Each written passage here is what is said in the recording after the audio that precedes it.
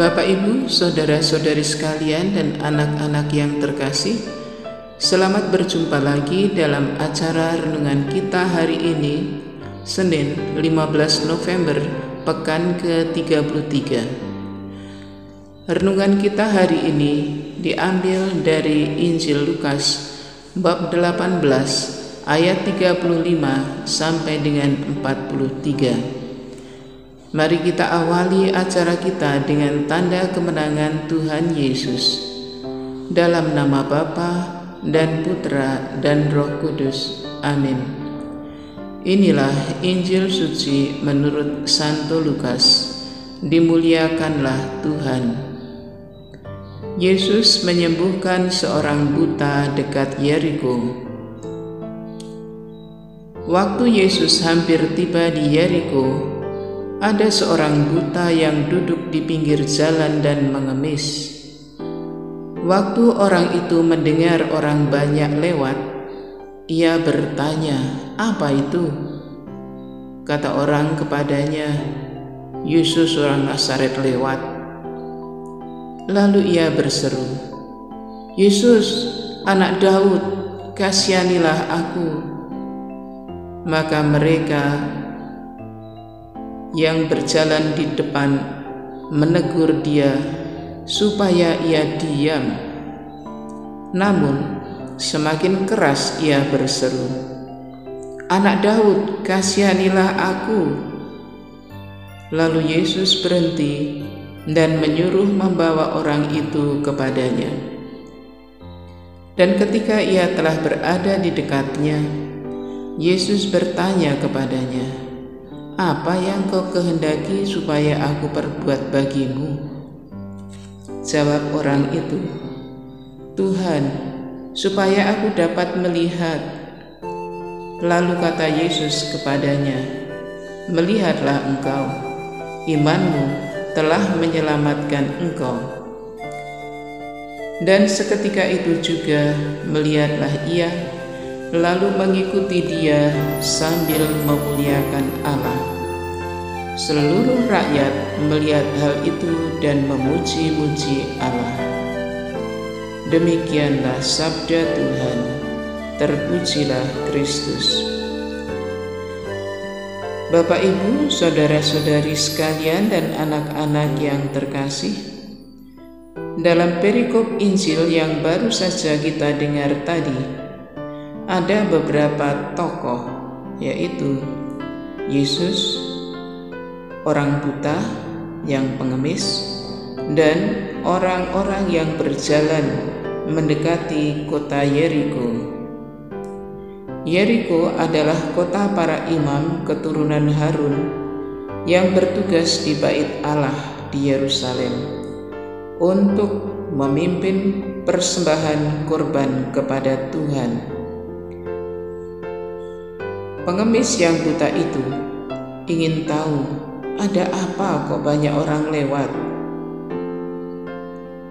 Orang yang penglihatannya terganggu, biasanya indera yang lain menjadi lebih sensitif.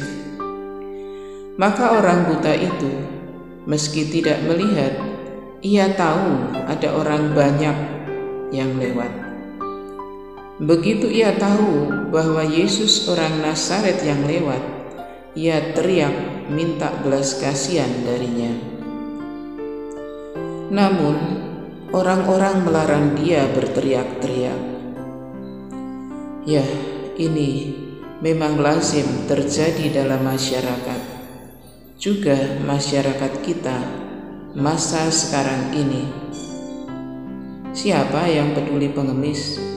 Apalagi dia buta, dianggap sampah masyarakat, maka tak perlu didengar suaranya. Begitulah penilaian orang pada umumnya. Berbeda dengan pandangan manusia, Yesus bersikap lain. Yesus menyuruh orang membawa pengemis buta itu kepadanya. Pengemis buta itu menuju kepada Yesus yang berhenti berjalan dan menantikan dia. Dengan pandangan yang penuh belas kasih, Yesus menanyainya, "Apa yang kau kehendaki supaya aku perbuat bagimu?" Jawabnya, "Tuhan, supaya aku dapat melihat." Dan Yesus tidak menunda untuk mengabulkan permohonannya. "Melihatlah engkau, imanmu telah menyelamatkan engkau," sabdanya. Dan si buta bisa melihat seketika itu juga. Bapak, Ibu, saudara-saudari sekalian, dan anak-anak yang terkasih, Yesus itu mau jelas kita mohon apa. Seperti pengemis buta itu mohon supaya dapat melihat jelas permintaan kita. Kalau kita memperhatikan sebutan Yesus dalam perikop ini berubah-ubah. Pertama, disebut Yesus orang Nazaret oleh orang banyak. Yang kedua, si buta menyebut Yesus anak Daud. Dia tahu bahwa Yesus yang dari Nazaret itu anak Yusuf yang adalah masih keturunan Raja Daud.